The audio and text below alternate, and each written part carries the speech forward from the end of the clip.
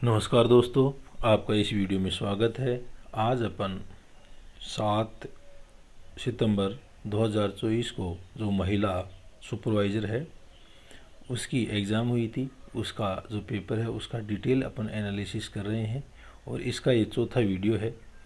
इससे पहले के 3 वीडियो को देखने के लिए वीडियो के डिस्क्रिप्शन में उसका लिंक है, तो वहाँ से उनको आप देख सकते हैं। तो चलो आगे अपन सॉल्व करते हैं। क्वेश्चन है ये अपना 55। निम्नलिखित में से कौन सी उच्च स्तरीय भाषा की विशेषता नहीं है, यानी उच्च स्तरीय भाषा की विशेषता नहीं है।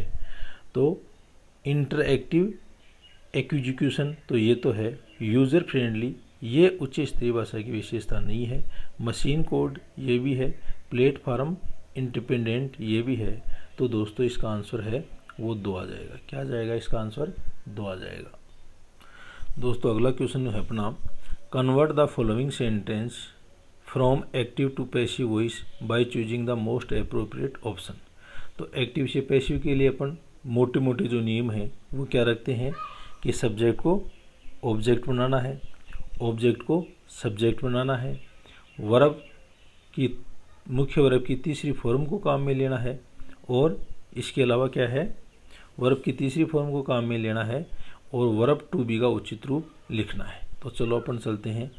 एन अलर्ट नाइबर, तो ये तो क्या हो गया, सब्जेक्ट। काट, ये हो गई वर्ब। ठीक है, तो वर्ब की कौन सी फॉर्म है ये, सेकंड, यानी पास्ट सिंपल है। The thief breaking into a house. तो अब इसके अंदर अपन देखेंगे कि ये काट, कैच, काट, काट, ये तो थर्ड फॉर्म ऐसे कैसे रह जाएगी, और इसमें बी का रूप क्या आ जाएगा, वाज आ जाएगा। दूसरी चीज़, ऑब्जेक्ट से शुरू हो जाएगा तो द थिप से शुरू हो जाएगा। तो द थिप से कौन कौन से शुरू हो रहे हैं, तो ये द थिप से शुरू नहीं हो रहा, तो ये तो अपना कट गया। द थिप विल, विल कभी नहीं आएगा, ये फ्यूचर आ गया, तो ये भी कट हो गया। और द थिप वाज, बी का रूप वाज आ गया, काट आ गया, तो ये आ गया साहब अपना। द थिप वाज काट, ये वर्ब की थर्ड फॉर्म आ गई। ब्रेकिंग इनटू ए हाउस, और ये बाय लगा करके सब्जेक्ट आ गया, बाय एन अलर्ट नाइबर, तो ये हो जाएगा इसका पैसिव। द थिफ विल, तो ये भी नहीं आएगा, विल आते ये कैंसिल हो गया। तो दोस्तों इसका जो एक्टिव से पैसिव क्या हो जाएगा, the thief caught was caught breaking into a house by an alert neighbour. तो इसका आंसर अपन थर्ड कर देंगे। दोस्तों अगला क्वेश्चन है, match the words in list first with their similar meaning in list second. यानी लिस्ट फर्स्ट से अपन को लिस्ट सेकंड के अंदर सिमिलर वर्ड मान लो, चाहे अपन सिनोनिम्स मान लो, या हिंदी में इनको अपन पर्यायवाची शब्द कहते हैं वो मान लो। तो वर्ड फिलिपेंट, फिलिपेंट यानी इसका होता है गंभीरता से न लेना, छिछला या गंभीरता से न लेना। तो कंप्लाई यानी पालन करना। बुली, BULLY, बुली यानी धौंस लगाना या धमकाना। और फ्रिवलस, फ्रिवलस यानी हल्का या गंभीर ना लेना। और हिंडर यानी बाधा पहुंचाना। तो फिलिपेंट का आ गया थर्ड। तो ए में 3 देखो आप, तो ए में 3 यही है, और किसी में भी 3 नहीं है। इसी तरह हैम्पर, HAMPR, हैम्पर या तो पिटारा को बोलते हैं या फिर बाधा पहुंचाना। तो हैम्पर का क्या जाएगा, हिंडर, तो बी में 4 आ गया दोस्तों। फिर है ब्राउबिट, ब्राउबिट यानी धमकी देना, ब्राउबिट यानी धमकी देना। और BULLY, बुली यानी धौंस लगाना या धमकी देना। तो सी के अंदर 2 आ जाएगा।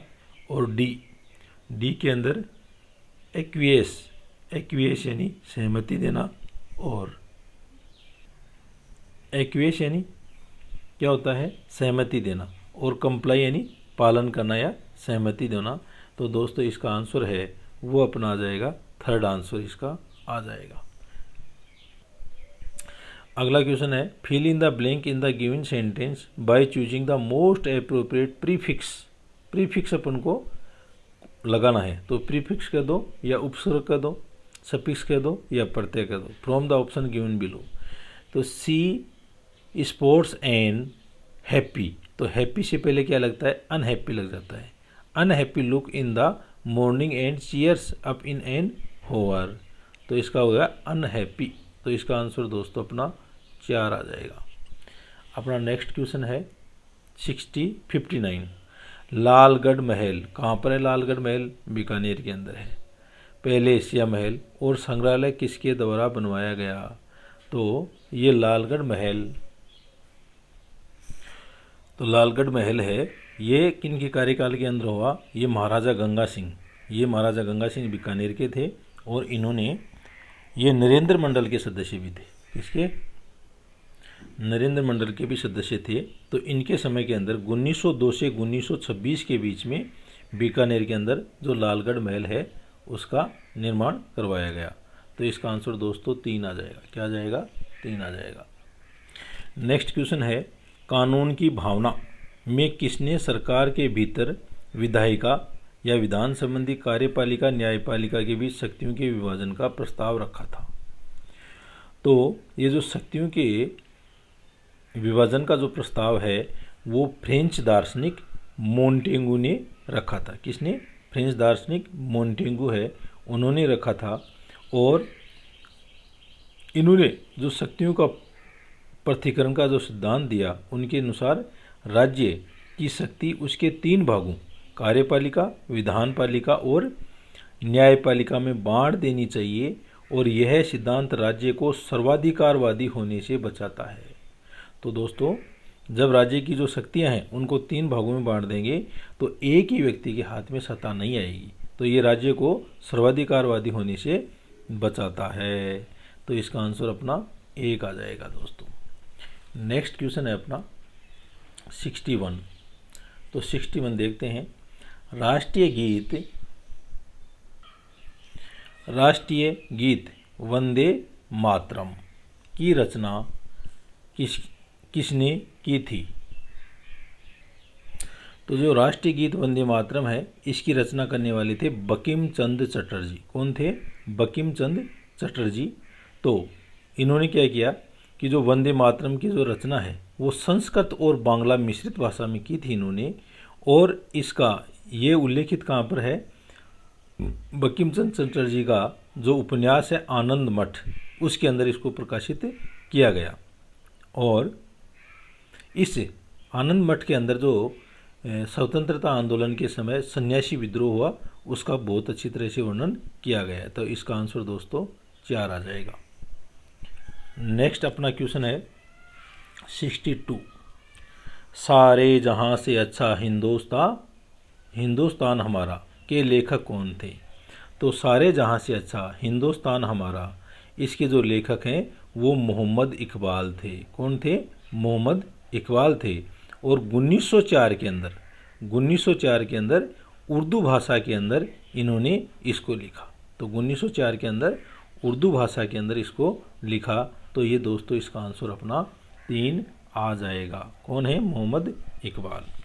नेक्स्ट अपना क्वेश्चन है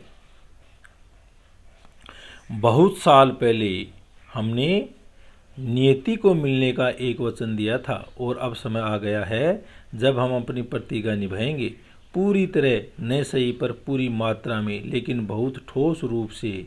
आधी रात के समय जब सारी दुनिया सो रही होगी, भारत जीवन और स्वतंत्रता की एक नई सुबह के साथ उठेगा। यह प्रसिद्ध भाषण किसने दिया? तो यह प्रसिद्ध भाषण है वो जवाहरलाल नेहरू ने दिया था। किसने दिया था? जवाहरलाल नेहरू ने। और ये 14 अगस्त 1947 की आधी रात को दिया गया था। और उनका जो भाषण है ट्रिस्ट विद डेस्टिनी का एक हिस्सा है। ये पूरा का पूरा जो भाषण है उसको बोलते हैं अपने ट्रिस्ट विद डेस्टिनी, और उसी का एक भाग है। तो ये कब दिया गया? ये 14 अगस्त 1947 को भारत जब आज़ाद हो रहा था उस समय दिया गया। तो ये इसका आंसर दोस्तों 1 आ गया। नेक्स्ट अपना क्वेश्चन है, यह आ गया मानसून खालिस्तान का एक उदाहरण है, निम्न में से उपयुक्त विकल्प चुनिए। तो भूमंडलीय पवन नहीं है, मौसमी पवन बिल्कुल इसी का उदाहरण है। तो ये 64 है। स्थानीय पवन इसका नहीं है, चक्रवाती पवन इसका नहीं है। तो ये इसका दोस्तों आंसर 2 आ गया। दोस्तों ये 65 क्वेश्चन है, राजस्थान के निम्नलिखित जिलों को उनके शहरीकरण के अनुसार आरोही या बढ़ते क्रम में व्यवस्थित करें। आरोही या असेंडिंग क्रम में अपन को इनको व्यवस्थित करना है। शहरीकरण का मतलब कौन से ज़िले में सबसे ज़्यादा शहरी जनसंख्या है, उसको दोस्तों अपन शहरीकरण कहते हैं। बांसवाड़ा है, तो बांसवाड़ा के अंदर जो शहरी जनसंख्या है वो 7.01% 7.1% जनसंख्या शहरी है। जयपुर है, जयपुर के अंदर 52, ये 2011 की जनगणना के अनुसार है, तो ये 52.4% जनसंख्या शहरी है। और कोटा के अंदर जनसंख्या है वो 60.31% है शहरी जनसंख्या। और अजमेर के अंदर जो जनसंख्या है वो 40.31% क्या है, शहरी है। अब अपन को बढ़ते क्रम में व्यवस्थित करना है, तो सबसे पहले सबसे कम है बांसवाड़ा की, तो ए आ जाएगा, तो ए इनमें 3 में है। 2 नंबर के ऊपर आ जाएगा अजमेर, द, तो ए के बाद में द, ए के बाद में द, तो ये दोनों कट हो गए, ठीक है। फिर आ गया से, तो से में जयपुर, ब, तो ए, द, ब, और लास्ट में क्या आ जाएगा, कोटा से। तो इसका दोस्तों आंसर क्या आ गया, 4 आ गया। तो थैंक यू, आज की वीडियो में इतना ही। नेक्स्ट वीडियो के अंदर जो अगले क्वेश्चन हैं उनके साथ में एक बार फिर आपके साथ में अपन मिलेंगे। तब तक के लिए आपको धन्यवाद।